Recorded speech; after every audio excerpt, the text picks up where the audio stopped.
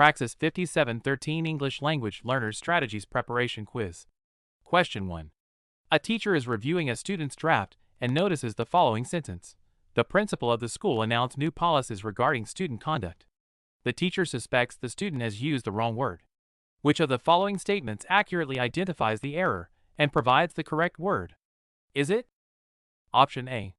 The student should have used principal because in this context, it refers to the head of a school. Principle means a fundamental truth or belief. B.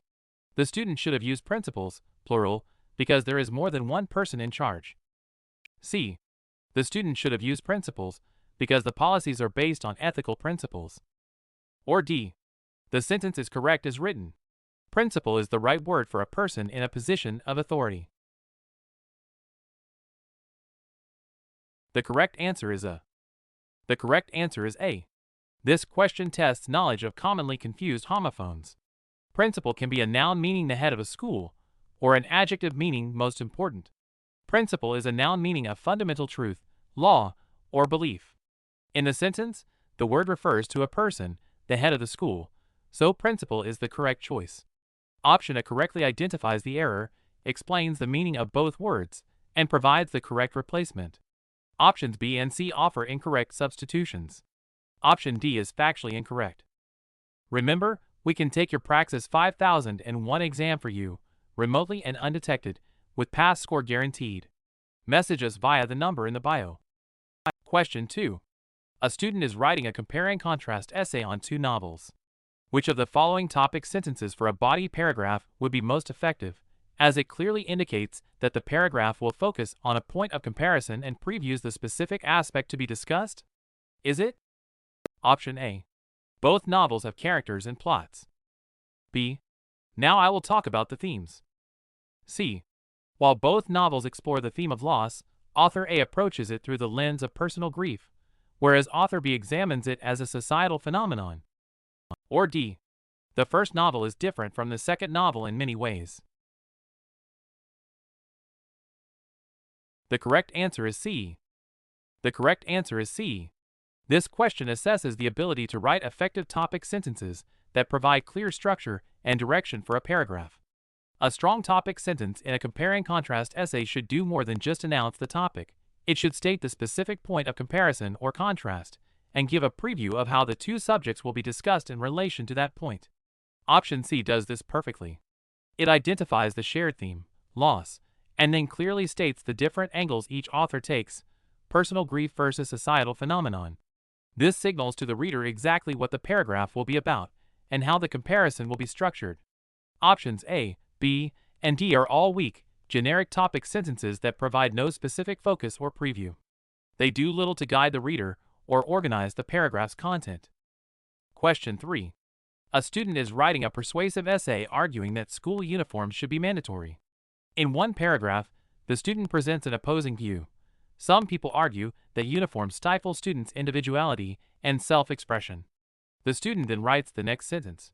This is a stupid argument that makes no sense. The teacher wants to help the student address the counterargument more effectively and respectfully. Which of the following revisions best models an effective way to refute a counterargument in academic writing? Is it? Option A. This argument is completely wrong and has no merit whatsoever. B. While the concern about stifling individuality is understandable, it overlooks the fact that students can express their individuality in countless other ways, such as through their choices in accessories, hairstyles, and extracurricular activities, rather than through potentially distracting or inequitable clothing. C. People who say that are just wrong and don't understand the real issues. Or D.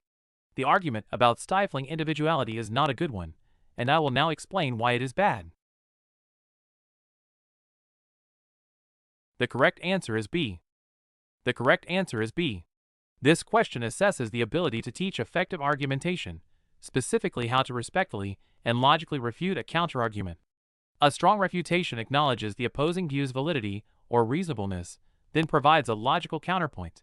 Option B does this masterfully. It begins by validating the opposing view. The concern is understandable, which shows respect for the reader and builds credibility. It then provides a specific, logical rebuttal that points out an overlooked aspect, other avenues for self-expression. This is a far more persuasive approach than simply dismissing the opposing view. Options A, C, and D are all examples of weak refutation.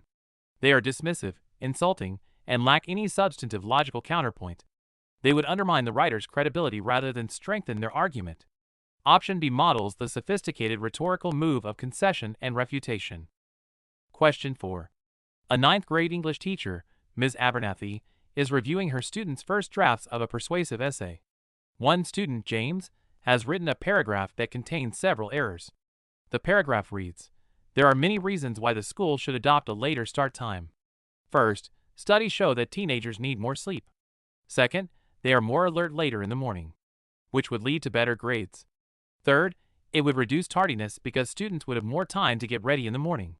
Ms. Abernathy wants to provide feedback that will help James understand the specific error in his writing and learn how to correct it. Which of the following comments from Ms. Abernathy would be most effective in achieving this goal? Is it? Option A. James, you have a sentence fragment here. Look at the sentence that begins with which. It starts with a relative pronoun and doesn't express a complete thought. Can you combine it with the sentence before it to fix it? B. James, your ideas are good, but your writing is a bit choppy. You need to work on your sentence variety. Try to make some sentences longer and some shorter. C. James, you have a comma splice in this paragraph. You're joining two independent clauses with just a comma. You need to use a semicolon or a conjunction. Or D. James, your pronoun reference is unclear. In the second sentence, they could refer to teenagers or studies. You need to make it clearer. The correct answer is A. The correct answer is A. This question requires precise identification of a specific grammatical error and the ability to provide targeted, instructive feedback. The sentence which would lead to better grades is a classic example of a sentence fragment. It begins with a relative pronoun, which and is intended to provide additional information about the preceding clause, but it is not attached to an independent clause and cannot stand alone as a complete sentence.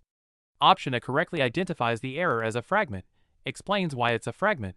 It starts with a relative pronoun and doesn't express a complete thought, and provides a clear, actionable strategy for correction. Combine it with the previous sentence. This feedback is both diagnostic and prescriptive, which is ideal for helping a student learn. Option B offers vague advice about choppy writing and sentence variety without pinpointing the specific structural error. This feedback is too general to be helpful for a student who doesn't know what's wrong. Option C misdiagnoses the error. There is no comma splice in this paragraph. A comma splice occurs when two independent clauses are joined by only a comma, e.g., I went to the store, I bought milk. That is not present here. Option D also misdiagnoses the error. While pronoun reference can sometimes be an issue, in this context, they clearly and logically refers to teenagers, the subject of the previous clause. The primary error is the fragment, not the pronoun. This question assesses a teacher's ability to perform precise error analysis and deliver effective, targeted writing instruction. Question 5. A teacher is working with a student who consistently writes run-on sentences, particularly comma splices. The teacher shows the student the following example of a comma splice. I went to the store, I bought some milk. Which of the following options presents the most complete and instructive set of corrections for the student to learn from? Is it? Option A. You can fix this by changing the comma to a period. I went to the store. I bought some milk. That's the only way to fix it. B. You can fix this by adding a conjunction. I went to the store and I bought some milk. That's the best way. C. You can fix this by changing the comma to a semicolon. I went to the store. I bought some milk. That's the most sophisticated way. Or D. There are several ways to fix a comma splice. You can make two separate sentences with a period. You can join them with a comma and a coordinating conjunction, like and or so. You can join them with a semicolon. Each option creates a slightly different effect, and understanding your choices will make you a more versatile writer. The correct answer is D. The correct answer is D. This question assesses a teacher's ability to provide comprehensive and empowering instruction on a common grammatical error. A comma splice is joining two independent clauses with only a comma. There are multiple standard ways to correct it, each with a different stylistic effect. Option D is the best response because it presents the student with a range of options, period, comma plus conjunction, semicolon, and frames them as choices that a writer can make. This approach teaches the student not just a single fix, but a set of tools and the underlying principle that punctuation choices affect style and meaning. Options A, B, and C each present only one correction and often present it as the only or best way, which is limiting and does not foster a deep, flexible understanding of sentence structure. Option D is the most pedagogically sound. How many did you score out of 5? Let us know in the comments below. Also, tell us which exam we should cover next. If you found this video helpful, please like, share, and subscribe for more.